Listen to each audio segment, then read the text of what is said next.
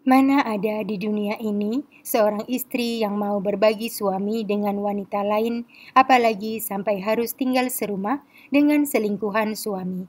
Tetapi itulah yang dialami oleh Anne Mary Anastasi. Kasus kali ini adalah permintaan dari sahabat Weekly, Momo Liang. Mari sama-sama kita simak kisahnya berikut ini.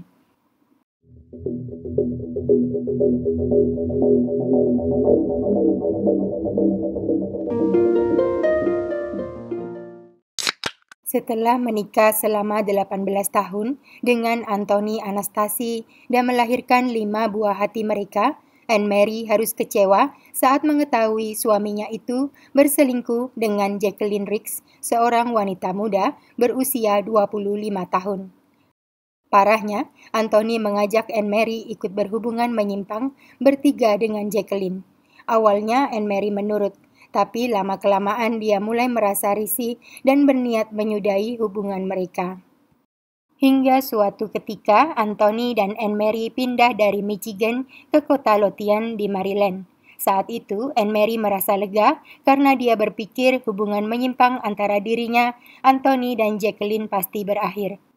Di luar dugaan, tak lama setelah kepindahan itu, Anthony justru mengajak Jacqueline tinggal di rumah mereka tanpa seizin istrinya Anne Mary. Tindakan Anthony itu tentu membuat Anne Mary tersinggung. Apalagi setelah itu Anthony jadi lebih sering menghabiskan waktu di basement rumahnya yang sekarang dirubah menjadi kamar Jacqueline.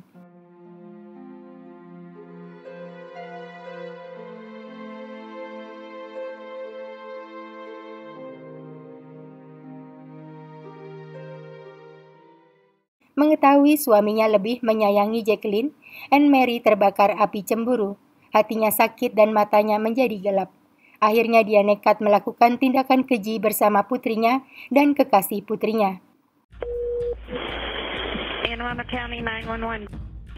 I just spent the day taking kids to the dentist and then going grocery shopping. I'm supposed to be leaving to take my husband to a doctor's appointment right now, but he's not responding at all, and he's got his gun laying next to him in the bed.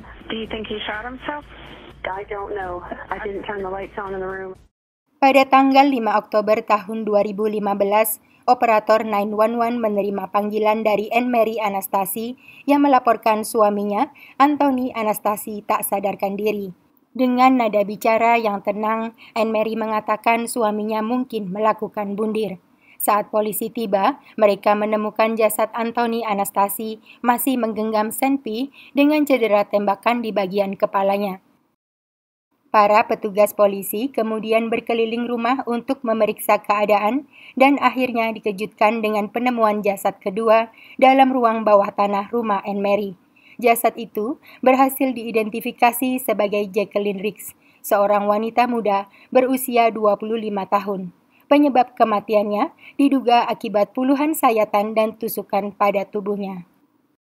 Anne Mary terkejut dan seolah tidak tahu Jacqueline telah tiada, sembari menjelaskan pada polisi bahwa Jacqueline adalah tamu keluarga yang kebetulan menginap di rumahnya.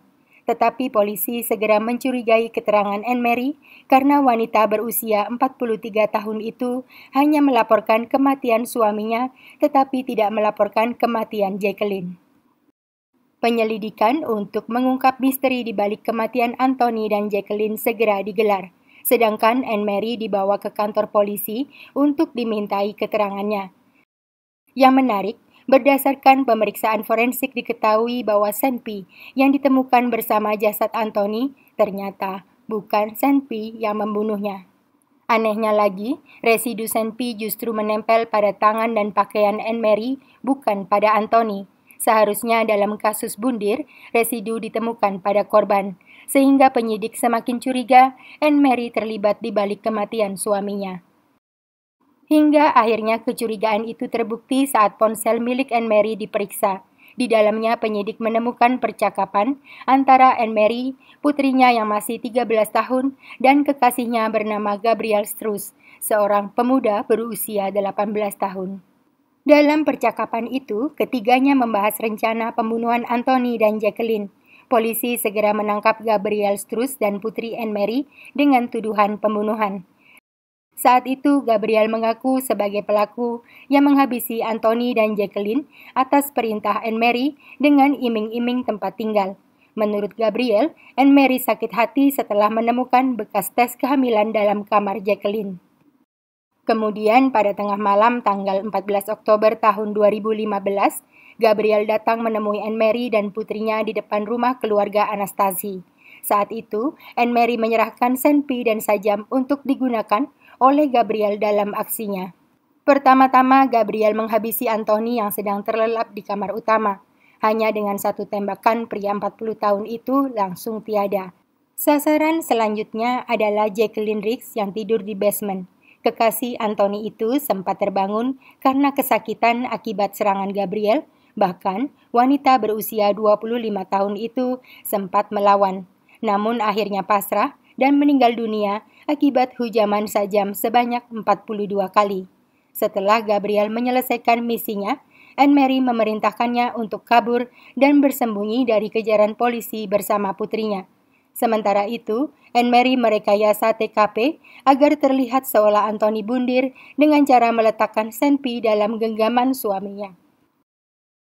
Meski penyidik sudah mendapatkan bukti serta pengakuan dari Gabriel, Anne Mary tetap bersikeras bahwa dirinya tidak bersalah. Bahkan, dia menuduh Anthony sebagai sosok suami yang sering melakukan KDRT. Namun, akibat meletakkan senpi yang salah dalam genggaman Anthony, Anne Mary, putrinya, dan Gabriel Strus akhirnya didakwa dengan tuduhan pembunuhan tingkat pertama. Pada bulan Juni tahun 2016, Gabriel Strus mengaku bersalah dan dijatuhi hukuman 60 tahun penjara atas aksinya menghabisi Anthony Anastasi dan Jacqueline Riggs.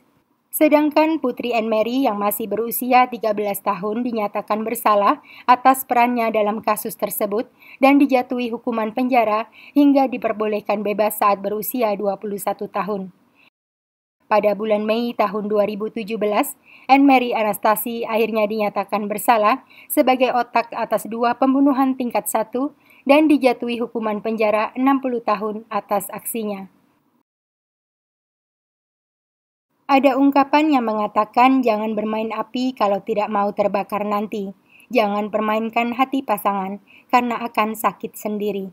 Setiap tindakan pasti ada konsekuensi yang harus dipertimbangkan. Keputusan Anthony Anastasi membawa pulang kekasih simpanannya Jacqueline Riggs akhirnya harus dibayar dengan nyawa mereka.